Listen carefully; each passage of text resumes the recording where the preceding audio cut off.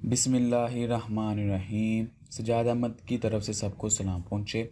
ICS का part 1 यानी कि 11th क्लास और उसका ये चैप्टर नंबर 5 है। चैप्टर नंबर 5 के अंदर ये लेक्चर नंबर 6 है। चलें स्टार्ट करते हैं। Describe the input output unit of the computer system. Computer system के अंदर जो इनपुट आउटपुट सिस्टम है उसको डिफाइन करें। इनपुट आउटपुट सिस्टम या IO सिस्टम भी कहते हैं या IO यूनिट भी कहते हैं या इनपुट आउटपुट यूनिट भी कहते हैं। The input output unit is a important component of the computer system, क्योंकि तमाम के तमाम इनपुट या आउटपुट हमें इनके ज़रिए मिलनी है या देनी है input. A computer system has many input and output devices such as keyboard and mouse. These devices are different from one another in their organization। तो ये मुख्तलिफ हो सकती हैं जो जिसका कंपनी ने या ऑर्गेनाइजेशन उनका बनाया हुआ है। हर किसी ने अपने टाइप का कीबोर्ड बनाया है, हर किसी ने अपने टाइप का माउस बनाया हुआ है। ये data transfer related to handle by these devices are so different. They also support different format of data. तो ये डिफरेंट फॉर्मेट ऑफ डाटा को भी सपोर्ट करते हैं। It is not possible to connect all these devices directly to the system bus due to these differences. तो इनके अंदर जो डिफरेंसेस हैं इसी वजह से ये मुमकिन नहीं है कि तमाम की तमाम डिवाइसेस को डायरेक्ट वहाँ ये सिस्टम यूनिट के साथ कनेक्ट कर दिया जाए। It is difficult to CPU to control these devices directly as it can waste a lot of the CPU times. Suppose CPU wants to a completion of IO operation, it can not perform any other task during this time, it affect the overall performance of the computer. तो इस तरह कह रहा है कि अगर फ़र्ज़ करें CPU ने कोई ये काम करना है तो उसको IO का वेट है या उसने उसको कहा हुआ कि ये काम करें। अगर वो काम नहीं कर रहा तो इसके मतलब है कि CPU को अब वेट करना पड़ेगा। तो ऐसा नहीं करते, फिर CPU कोई और काम करना स्टार्ट कर देगा तो वो तकनीक इस्तेमाल की जाती है। लेकिन अगर इस तरीके देखेंगे तो इसमें ये होगा कि CPU तब तक कोई और काम सर अंजाम नहीं दे सकता जब तक कि IO वाले ऑपरेशन पूरे ना हो जाएँ। Special hardware component IO unit is used to avoid all the difficulties. तो इसमें फिर क्या होता है कि तमाम की तमाम डिफ़िकल्टीज़ क्या हैं कि हर किसी कंपनी ने अपने टाइप का कीबोर्ड बनाया हुआ है। कीबोर्ड की मुख्तलिफ टाइप हैं। फिर उसके बाद हर किसी ने अपने टाइप का अपने हिसाब से माउस बनाया हुआ है। माउस की बड़ी टाइप्स हैं। तो बजाय कि वो हर किसी को हैंडल करें CPU के ये किस टाइप का है, कैसे डाटा लेना है, कैसे देना है, तो वो क्या करते हैं कि एक यूनिवर्सल सिस्टम लगा देते हैं उसके अंदर IO यूनिट। IO यूनिट क्या करता है कि जिस मर्ज़ी टाइप का माउस हो, जिस मर्ज़ी टाइप का कीबोर्ड हो, वो उसने हैंडल करना है। तो आगे फिर IO यूनिट ने एक मखसूस फॉर्मेट का डाटा जो है वो CPU को भेज देना है।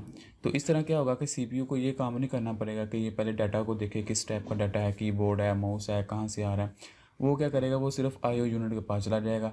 IO यूनिट का काम है कि ये तमाम डिफ़िकल्टीज़ को हैंडल करना। It work as an interface between CPU and IO devices. तो वो ऐसे काम करता है बिल्कुल इंटरफेस का। तो ये यूनिट जो है ये CPU और IO डिवाइसेस के दरमियान एक इंटरफेस का काम करता है, यानी कि एक दरमियाने बंदे का काम करता है, थर्ड मैन का काम करता है कि उसकी बातें सुनकर उसको बताना या उसका ऑर्डर सुन के उसको बताना। It carries IO task without involving CPU directly.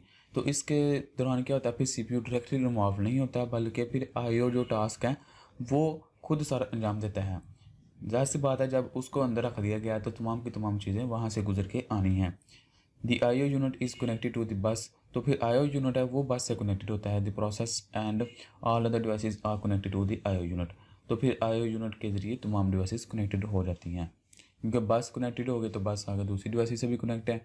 तो इस तरह उनका कनेक्शन हो जाता है। आप ये देख सकते हैं कि एक CPU, एक रैम है और एक IO यूनिट है। तो ये तमाम के तमाम फिर बस ड्रेस के ज़रिए कनेक्टेड है, रैम भी कनेक्टेड है और CPU भी कनेक्टेड है। तो इनका काम यहाँ से फिर खुद प्रोसेसिंग करना और आपस में कम्युनिकेट करना है। बजाय कि ये माउस को, कीबोर्ड को हैंडल करें, ये क्या करेंगे, IO डिवाइसेस से रब्ता करेंगे। आगे IO डिवाइसेस जो है वो माउस या कीबोर्ड को हैंडल करेंगे। अब रिस्पॉन्सिबिलिटी क्या है इसकी, ये वही है जो हमने देख ली हैं। It monitors the status of the different devices attached to the it. तो इसका काम ये है कि जो मुख्तलिफ डिवाइसेस हैं उनकी स्टेट देखना कि वो कौन सी हैं, कहाँ से आ रही हैं। It manage the speed different between the process and IO devices. तो फिर इसके काम है कि प्रोसेसर की स्पीड और IO डिवाइसेस की स्पीड को भी मैनेज करना। यानी कि अब processor direct IO output input devices से कनेक्ट नहीं होगा बल्कि वो IO यूनिट से कनेक्ट होगा और आगे IO यूनिट का काम है कि उनके दरमियान आपस में इंटरकनेक्शन करवाना। Explain different way of transferring data from peripheral devices to the computer. Peripheral devices ऐसी डिवाइसेस जो कि हम कंप्यूटर से कनेक्ट कर लेते हैं बाहर से, मसलन कीबोर्ड हो गया, माउस हो गया, अगर कैमरा है, मोबाइल है। तो ये डिवाइसेस जो हम बाहर से कनेक्ट कर लेते हैं जो कि एक USB की शक्ल का होता है, उसका मुंह यानी कि चार्जर भी है जिसमें आ जाता है। Different peripheral devices are used to transfer data to the computer. मुख्तलिफ डिवाइसेस इस्तेमाल की जाती हैं जो कि डाटा को ट्रांसफ़र करती हैं। The speed of this devices is much slow than the processor. तो प्रोसेसर की निस्बत उन डिवाइसेस की स्पीड तो बहुत स्लो होती है। A lot of CPU time may be waste if processor wait for the completion of data transfer. तो अगर डाटा ट्रांसफ़र होने लग जाए तो फिर हो सकता है CPU को बहुत ज़्यादा वेट करना पड़े, क्योंकि उनकी स्पीड बहुत ज़्यादा लो है डिवाइसेस की, इसलिए फिर जब डाटा पूरा ट्रांसफ़र होगा तो CPU आगे काम करेगा ना। It is very important to transfer data in such a way that the CPU time may not be waste while the data is being transfer from peripheral device to the computer. तो ये बहुत अहम बात है, ये important बात है कि ये स्पीड इतनी ही होनी चाहिए पेरिफेरल डिवाइसेस की जितनी की CPU की है कि डाटा फटाफट ट्रांसफ़र हो जाए। The two main ways to transfer data from peripheral device to the computer. तो इसके अंदर दो मेन वे इस्तेमाल किए जाते हैं डाटा को ट्रांसफ़र करने के लिए। एक को हम कहते हैं इंटरप्ट्स और एक को हम कहते हैं DMA। इंटरप्ट्स क्या चीज़ है? And interrupts is a signal. Interrupts एक तरह का सिग्नल है। In this scheme the processor issue a command to IO devices for input या output operation. The device generate an input signal to the processor when it become ready. CPU suspend all the processing when it receive an interrupt. CPU then perform IO operation. तो इसके अंदर क्या होता है कि जैसे एक काम जो IO डिवाइसेस को CPU ने दे दिया है कि तुम ये काम करो, जैसे ये काम होगा तो मुझे कॉल कर देना या मुझे बता देना या मुझे मैसेज भेज देना। तो इसी तरह क्या होता है, प्रोसेसिंग के दौरान CPU जो है वो दूसरे काम करना शुरू कर देता है, यानी कि जो उसने और काम करने होते हैं वो काम करना शुरू कर देता है, और जो IO डिवाइसेस हैं वो अपना काम करना शुरू कर देती हैं। जैसे ही IO डिवाइसेस अपना काम कंप्लीट करती हैं वो फ़ौरन CPU को कॉल करती हैं, मैसेज करती हैं कि मैंने आपका काम कर दिया है, यानी कि CPU को एक सिग्नल भेज दिया जाता है, एक्नॉलेजमेंट सिग्नल। जैसे ही CPU को एक्नॉलेजमेंट सिग्नल मिलता है वो क्या करता है, जितने भी काम कर रहा होता है उन सबको छोड़ के IO डिवाइसेस का जो उनका पेंडिंग काम था, यानी डाटा ट्रांसफ़र होने के बाद जो काम उसने करना था CPU ने, अब वो काम करना शुरू कर देगा। तो इसके एडवांटेजेस क्या हैं? इसमें एडवांटेज ये है कि रिक्वायर नो एडिशनल हार्डवेयर की कोई ज़रूरत नहीं पड़ती जो उसको बताए CPU को कि मैंने काम कर दिया है। It is simple to implement, तो सिंपल है। डिसएडवांटेज ये है कि all of the processing is suspended when the CPU perform I operation. इसका नुकसान यही है कि जब CPU को जैसे ही कॉल या मैसेज आएगा मेमोरी की तरफ से कि मैंने आपका काम कर दिया है, फ़ौरन वो तमाम के तमाम काम छोड़ देगा, वो प्रोसेसिंग को छोड़ देगा। It reduce the overall performance of the CPU। तो इस तरह ओवरऑल CPU की परफॉर्मेंस लो हो जाती है, क्योंकि फ़र्ज़ करें 10-20 दफ़ा उसको इंटरप्ट मिला है, सिग्नल मिला है, तो वो 10-20 दफ़ा ही पहले काम छोड़ देगा, तो फिर दूसरे नए काम दोबारा स्टार्ट करेगा, जिसकी वजह से इसकी ओवरऑल परफॉर्मेंस डिक्रीज़ हो जाएगी। ये था इंटरप्ट के मतलब। लेकिन जो दूसरी टेक्निक है वो है DMA, यानी कि direct memory access. DMA stand for direct memory access. It uses a hardware components known as DMA controller. तो इसके अंदर एक हार्डवेयर कंपोनेंट हम इंस्टॉल करते हैं जिसको हम DMA कंट्रोलर कहते हैं।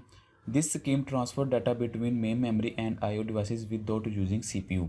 तो इस टेक्निक में क्या होता है कि CPU के इस्तेमाल करते हुए बगैर डाटा को IO डिवाइसेस से मेमोरी में रख दिया जाता है, यानी कि इसमें हम CPU को इन्वॉल्व नहीं किया जाता। The processor issue IO command when data transfer is required. तो CPU क्या करता है, वो एक कमांड जारी करता है कि मुझे ये डाटा चाहिए। उसका काम ये नहीं है कि मुझे जब डाटा होगा तो मुझे बताना, उसने कहना है कि बस मुझे चाहिए data. It can perform other processing after issuing A command.